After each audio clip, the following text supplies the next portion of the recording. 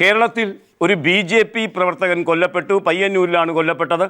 മംഗളം എന്ന പത്രം അത് ഒന്നാമത്തെ വാർത്തയാക്കിയിരിക്കുന്നു. പയ്യന്നൂരിൽ BJP പ്രവർത്തകനെ വെട്ടിക്കൊന്നു. 2 പേർക്ക് ഗുരുതരമായ പരിക്ക്. കണ്ണൂരിലും മാഹിയിലും ഇന്ന് രാവിലെ മുതൽ വൈകുന്നേരം വരെ ഹർത്താലാണ്. തളിപ്പറമ്പ് സബ് ഡിവിഷനിൽ, പയ്യന്നൂർ ഉൾപ്പെടുന്ന തളിപ്പറമ്പ് സബ് ഡിവിഷനിൽ 5 ദിവസത്തെ നിരോധനാജ്ഞയും പ്രഖ്യാപിക്കപ്പെട്ട് കഴിഞ്ഞിരിക്കുന്ന വാർത്താ മംഗളം റിപ്പോർട്ട് ചെയ്യുന്നത് കാണുക. ഒന്നാമത്തെ വാർത്തയായിട്ട് KT ജയകൃഷ്ണൻ അനുസ്മരണ പരിപാടിയിൽ പങ്കെടുക്കാൻ വരികയായിരുന്ന BJP പ്രവർത്തകനെ ടെമ്പോ വാൻ തടഞ്ഞു നിർത്തി വെട്ടിയും കുത്തിയും കൊലപ്പെടുത്തി. 2 BJP പ്രവർത്തകർക്ക് വെട്ടേറ്റു. അവർ ആശുപത്രിയിലാണ് എന്നാണ് മംഗളത്തിൻ്റെ ഈ ഒന്നാമത്തെ വാർത്ത നമ്മോട് പറയുന്നത്.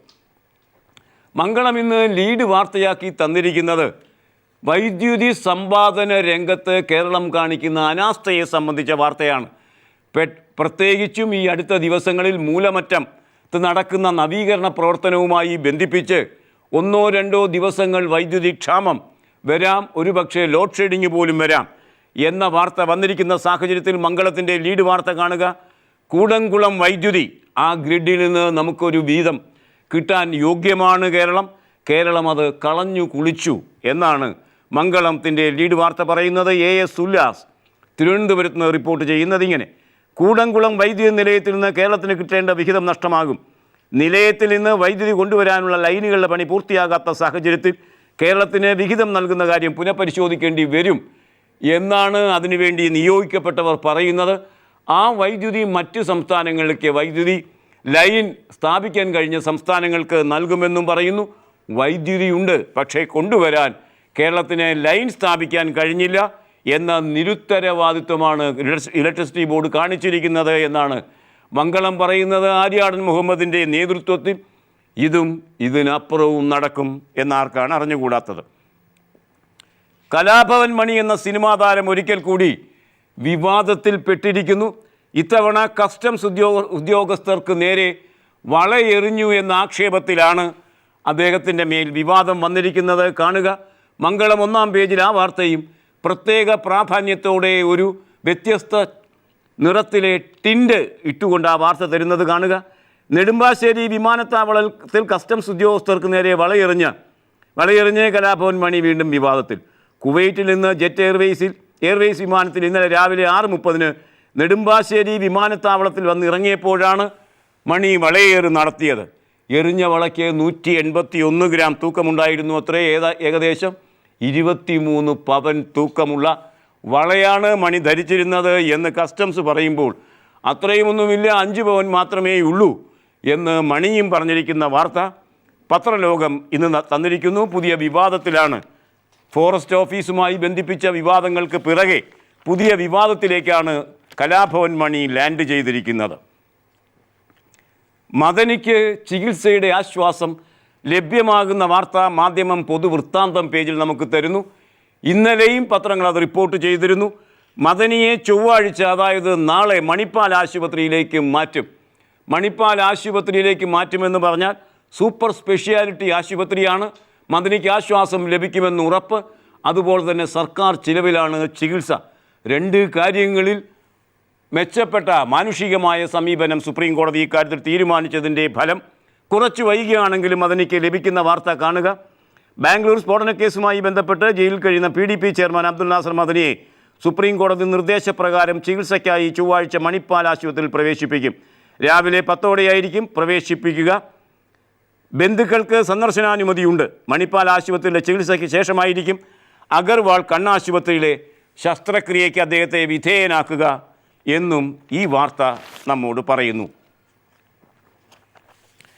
മംഗളയാൻ സൗര വലയത്തിലേക്ക് എത്തിച്ചേരുന്നതിൻ്റെ വാർത്ത, ആഹ്ലാദകരമായ വാർത്ത.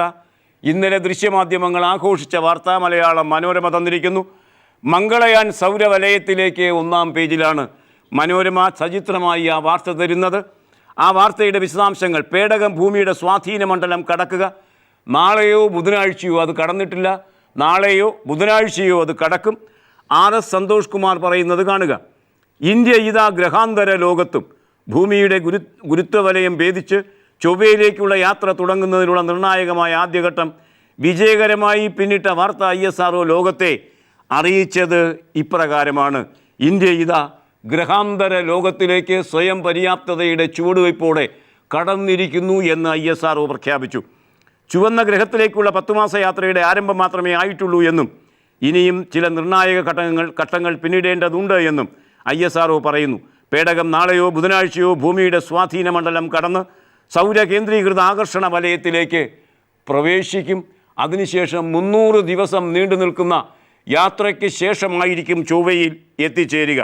ഏതായാലും ചൈനയ്ക്ക് പോലും, ഏഷ്യയിലെത്തിയാൽ ചൈനയ്ക്ക് പോലും നേടാനാകാത്ത ബഹിരാകാശ വിജയമാണ് ഇന്ത്യ നേടിയെടുത്തിരിക്കുന്നത് ഇപ്പോഴത്തെ അവസ്ഥയിൽ എന്നാണ് ഈ വാർത്ത നമ്മോട് പറയുന്നത്. തിരുവനന്തപുരം എന്ന തലസ്ഥാനത്ത് മഴ പെയ്താൽ തമ്പാനൂരിലെ റോഡ് തോടായി മാറുമെന്നത് വർഷങ്ങളായി നമ്മുടെ അനുഭവമാണ്. ഇനി മഴ പെയ്താൽ തിരുവനന്തപുരത്ത് വെള്ളവും നിലയ്ക്കും. മലയാള മനോരമയുടെ 1-ാം പേജ് കാണുക. വെള്ളമില്ലാതെ തലസ്ഥാനം 3-ാം ദിനത്തിലേക്ക്. ഇന്ന് വൈകിട്ടോടെ ജലവിതരണം പുനഃസ്ഥാപിച്ചേക്കും. അരുവിക്കരയിൽ നിന്ന് തലസ്ഥാന നഗരയിലേക്കുള്ള മറ്റൊരു പൈപ്പ് കൂടി പൊട്ടിയതിനെ തുടർന്ന് ജലവിതരണം താറുമാറായി. ഒരുപക്ഷേ അവർക്ക് ദയനീയമായി തോന്നിയിട്ടുണ്ടെങ്കിൽ ഉദ്യോഗസ്ഥന്മാർക്ക് ഇന്ന് അത് പുനഃസ്ഥാപിച്ചേക്കും എന്നും മലയാള മനോരമയുടെ 1-ാം പേജ് വാർത്ത നമ്മോട് പറയുന്നു. ഫെനി ബാലകൃഷ്ണൻ, ജേക്കബ് മാത്യു തുടങ്ങിയ ആളുകൾ വക്കീലന്മാരായി സന്നദ്ധെടുത്തിട്ടുള്ളവരാണ് എന്നും കുപ്രസിദ്ധർക്ക് വേണ്ടി ഹാജരാകുന്നവരാണ് എന്നുമൊക്കെ ഈ സോളാർ വിവാദത്തിൻ്റെ വലിയ കള്ളക്കളി വന്നപ്പോഴാണ് നമുക്കൊക്കെ അറിയാൻ കഴിഞ്ഞത്.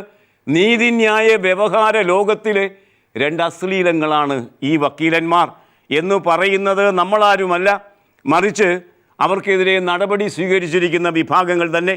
കാണുക, സരിതയുടെയും ബിജുവിൻ്റെയും അഭിഭാഷകർക്കെതിരെ നടപടി. മലയാള മനോരമ വർത്തമാനം പേജിൽ ആ വാർത്ത നമുക്ക് തരുന്നു. അഭിഭാഷക വൃത്തിയുടെ മാന്യതയ്ക്കും അന്തസ്സിന് നിരക്കാത്ത വിധം മാധ്യമങ്ങളുടെ വിലപേശൽ തന്ത്രവും ഭീഷണിയും മുഴക്കുന്ന ഫെനി ബാലകൃഷ്ണൻ, ജേക്കബ് മാത്യു എന്നിവർക്കെതിരെ നടപടിയെടുക്കാൻ കേരള ബാർ കൗൺസിൽ തീരുമാനിച്ചു. കോട്ടഴിച്ച് വെപ്പിക്കേണ്ട കാലം കഴിഞ്ഞിരിക്കുന്നു. അത്തരം വാചകങ്ങളാണ് അവർ ചാനലുകളിൽ പറഞ്ഞുകൊണ്ടിരിക്കുന്നത് എന്ന് എല്ലാവർക്കും അറിയാവുന്നതാണ്. ഒടുവിൽ നടപടിയിലേക്ക് അക്കാര്യങ്ങൾ നീങ്ങുന്നു. അത്രയും ആശ്വാസം. നരേന്ദ്രമോദി ആവശ്യപ്പെട്ടു. അന്നത്തെ ഗുജറാത്ത് ആഭ്യന്തരമന്ത്രി അമിത്ഷാ ആ ആവശ്യത്തെ അംഗീകരിച്ചുകൊണ്ട് ഒരു യുവതിക്ക് മേൽ രഹസ്യ നിരീക്ഷണം നടത്തിയത് ഇപ്പോൾ പരസ്യമായി കഴിഞ്ഞിരിക്കുന്നു. അതേ സംബന്ധിച്ച് കേന്ദ്ര തലത്തിൽ അന്വേഷണം വരുന്നു. ആ വാർത്ത മലയാള മനോരമ വർത്തമാനം പേജ് തരുന്നത് കാണുക. രഹസ്യ നിരീക്ഷണ വിവാദം കേന്ദ്രം അന്വേഷിക്കും, ഇപ്പോൾ പ്രതികരിക്കേണ്ട എന്ന് BJP നിലപാടും എടുത്തിരിക്കുന്നതായാണ് ഈ വാർത്ത പറയുന്നത്. വാർത്തയുടെ വിശദാംശങ്ങൾ ഇങ്ങനെ. യുവതിയെ 2009 ഗുജറാത്ത് പോലീസ് രഹസ്യ നിരീക്ഷണം നടത്തിയ സംഭവത്തെക്കുറിച്ച് അന്വേഷിച്ച് നടപടിയെടുക്കാൻ കേന്ദ്ര സംസ്ഥാന ആഭ്യന്തര സെക്രട്ടറിമാരെ ചുമതലപ്പെടുത്തിയതായി കേന്ദ്ര ആഭ്യന്തരമന്ത്രി സുശീൽ ഷിൻഡെ പറഞ്ഞിരിക്കുന്ന വാർത്തയാണ് ഈ വാർത്ത നമുക്ക് തരുന്നത്. പാർലമെൻറ്റിൻ്റെ ശീതകാല സമ്മേളനം വ്യാഴാഴ്ച ആരംഭിക്കുകയാണ്. 15 ദിവസം നീണ്ടു നിൽക്കുന്ന ആ സമ്മേളനത്തിൻ്റെ വിവരവും മലയാള മനോരമ ഈ വാർത്തയ്ക്ക് ഉള്ളിലുള്ള ഒരു പെട്ടി വാർത്തയിൽ തരുന്നു. അതിങ്ങനെ: പാർലമെൻറ്റിൻ്റെ 12 ദിവസം മാത്രം നീളുന്ന ശീതകാല സമ്മേളനം വ്യാഴാഴ്ച ആരംഭിക്കും. പ്രത്യേക തെലങ്കാന സംസ്ഥാനം രൂപീകരിക്കുന്നത് സംബന്ധിച്ച് നിർണായക ബിൽ സഭയുടെ പരിഗണനയ്ക്ക് വരും. 5 സംസ്ഥാന നിയമസഭകളിലേക്കുള്ള തെരഞ്ഞെടുപ്പ് ഫലം ഞായറാഴ്ചയും തിങ്കളാഴ്ചയുമായി പുറത്തു വരുമെന്നിരിക്കെ അവ സമ്മേളനത്തിൻ്റെ ഗതി നിർണ്ണയിക്കുമെന്ന് ഉറപ്പാക്കാം എന്നാണ് ഈ വാർത്ത നമ്മോട് പറയുന്നത്. വ്യാഴാഴ്ചയാണ് ശീതകാല സമ്മേളനം ആരംഭിക്കുന്നത്. രാത്രി ഡ്യൂട്ടിയുടെ പേരിൽ ഡോക്ടർമാർ പ്രതിഷേധിക്കുന്നു. ആ വാർത്ത നാട്ടുവർത്തമാനം പേജിൽ മാതൃഭൂമി തന്നിരിക്കുന്നു. രാത്രി ഡ്യൂട്ടിയിലുള്ള ഡോക്ടർമാർ പകലും ജോലി ചെയ്യണം. ഉത്തരവിൽ ഡോക്ടർമാർക്ക് പ്രതിഷേധം. തിങ്കളാഴ്ച മുതൽ 1 മണിക്കൂർ OP ബഹിഷ്കരണം. ഇപ്രകാരം ജോലി ചെയ്താൽ അടുപ്പിച്ച് 17 മണിക്കൂർ വരെ ഡോക്ടർമാർ ജോലി ചെയ്യേണ്ടി വരുന്ന അവസ്ഥ വന്നിരിക്കുന്നു എന്നാണ് ഡോക്ടർമാർ പറയുന്നത്. ഇനി ഇന്നത്തെ മുഖലേഖനം.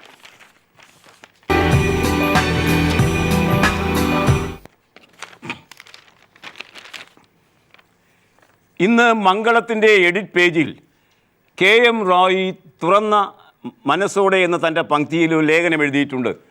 മിക്കവാറും അദ്ദേഹം തരുന്ന ലേഖനങ്ങളിലൊക്കെ വിവാദാത്മകമായ കാര്യങ്ങൾ പരാമർശ വിഷയമാവുകയും തൻ്റേതായ ഒരു നിലപാട് പ്രഖ്യാപിക്കുകയും ഒരുപക്ഷെ നമുക്ക് ബുദ്ധിപരമായി സ്വീകരിക്കാനാവുന്ന ഒരു നിലപാട് പ്രഖ്യാപിക്കുകയും ചെയ്യുന്ന രീതി KM റോയ് സാർ മുന്നോട്ട് വയ്ക്കാറുണ്ട്. ഇത്തവണയും അദ്ദേഹം പ്രേക്ഷകരെ നിരാശപ്പെടുത്തുന്നില്ല. ഇത്തവണ അദ്ദേഹം കൈകാര്യം ചെയ്തിരിക്കുന്നത് സച്ചിൻ ടെണ്ടുൽക്കർക്ക് ഭാരതരത്നം നൽകിയ പ്രശ്നവുമായി ബന്ധിപ്പിച്ചുള്ള വിവാദ കാര്യങ്ങളാണ്. അതേ സംബന്ധിച്ച് വിശദമായി സംസാരിക്കാൻ സമയം അനുവദിക്കുന്നില്ലെങ്കിലും അതിൻ്റെ സാലിയൻ ഫീച്ചേഴ്സ്, പ്രധാനപ്പെട്ട വശങ്ങൾ ഇങ്ങനെയാണ്. ക്രിക്കറ്റ് സ്റ്റേഡിയങ്ങളിൽ പുരുഷാരങ്ങൾ ഉയർത്തിയ സച്ചിൻ എന്ന ആരവം കെട്ടടങ്ങിക്കഴിഞ്ഞു. മാധ്യമങ്ങളിൽ നിറഞ്ഞു നിന്ന വർണ്ണശബളമായ സച്ചിൻ്റെ ചിത്രങ്ങളും മെല്ലെ മെല്ലെ മാഞ്ഞു കഴിഞ്ഞു. അങ്ങനെയാണ് ചരിത്രം ഒന്നിനെയും എക്കാലവും ഓർക്കാറില്ല. എന്നാൽ ഓർക്കുന്ന സമയത്ത് അങ്ങേയറ്റം ഗംഭീരമായി ഓർക്കുകയും ചെയ്യും. സച്ചിനും വിസ്മൃതമാകുന്നു. വാർത്തകളിൽ നിന്ന് സച്ചിൻ അപ്രത്യക്ഷമായിക്കൊണ്ടിരിക്കുന്നു. പക്ഷേ അപ്പോഴും ഭാരതരത്നം 40 വയസ്സിൽ ലഭിച്ച ആദ്യത്തെ കായിക താരമെന്ന ബഹുമതി അദ്ദേഹത്തിന് നൽകപ്പെട്ടിരിക്കുന്ന സാഹചര്യത്തിൽ അതേ സംബന്ധിച്ച് വിവാദം കെട്ടടങ്ങാൻ പോകുന്നില്ല എന്നാണ് KM റോയ് വാദിക്കുന്നത്. ഇന്ത്യയിലെ പരമോന്നത ബഹുമതിയായ ഭാരതരത്നം രാജ്യത്തിനിപ്പോൾ വിവാദ വിഷയമായി മാറുകയാണ്. ഗാന്ധിജിക്കും മദർ തെരേസയ്ക്കും നെഹ്റുവിനും പട്ടേലിനും ആസാദിനും രാജാജിക്കും നൽകിയ ഭാരതരത്നം 40 വയസ്സുകാരനായ സച്ചിൻ ടെണ്ടുൽക്കർക്കും നൽകിയത് ശരിയോ എന്ന ചോദ്യമാണിപ്പോൾ ഉയർന്നിരിക്കുന്നത്. അതുമാത്രമല്ല, കായിക ലോകത്ത് ഒരുപക്ഷെ സച്ചിനേക്കാൾ മികച്ച അഭിമാനങ്ങൾ രാജ്യത്തിന് സമ്മാനിച്ച് ആളുകൾക്ക് നൽകാതിരിക്കുന്ന സാഹചര്യത്തിൽ ഭാരതരത്നം സച്ചിന് നൽകുന്നത് കളിയെ മുൻനിർത്തിയാണോ അതോ പുതിയ രാഷ്ട്രീയ കളിയെ മുൻനിർത്തിയാണോ എന്ന സംശയം നിലനിൽക്കുന്ന സമയത്താണ് ഈ ലേഖനം വന്നിരിക്കുന്നത് എന്നത് പ്രത്യേകം പ്രസ്താവ്യമാണ്. ഇനി ഇന്നത്തെ കാർട്ടൂൺ. അധുനാധുനികമായ ഒരു സമരമുറ, ഗാന്ധിയുടെ സത്യാഗ്രഹ സമരമുറ നമ്മെ ഒരിക്കൽ കൂടി ഓർമ്മിപ്പിച്ച ഗാന്ധിയനാണ് അണ്ണാ ഹസാരെ. ജൻ ലോക്പാൽ ബില്ലിന് നടത്തിയ ഒരാഴ്ച നിരാഹാരം, ഇന്ത്യയിൽ പ്രതിഷേധത്തിൻ്റെ ഭൂകമ്പമുണർത്തിയ നിരാഹാരം നടത്തിയ അണ്ണാ ഹസാരെ ഇപ്പോഴെവിടെ? ഈ കാർട്ടൂൺ കാണുക. ഇത് ഒറ്റപ്പെടലിൻ്റെ ദ്വീപിൽ പഴയ സമരത്തിൻ്റെ ഓർമ്മകൾ അയവിറക്കുന്ന അണ്ണാ ഹസാരെയാണ്. അണ്ണാ ഹസാരെയുടെ സമരം ഒറ്റപ്പെടൽ ദ്വീപിലെത്തിയിരിക്കുന്നു എന്നർത്ഥം. പിന്നിൽ കാണുക, വൻകരയിൽ നോക്കുക, തെരഞ്ഞെടുപ്പ് ആരവം പൊടിക്കുകയാണ് വൻകരയിൽ. അണ്ണാ ഹസാരെയുടെ ഈ ഒറ്റപ്പെടൽ കേശവ് കാർട്ടൂണാക്കി ഹിന്ദുവാണ് നമുക്ക് തന്നിരിക്കുന്നത്. ഇനി ഇന്നത്തെ ചിത്രം.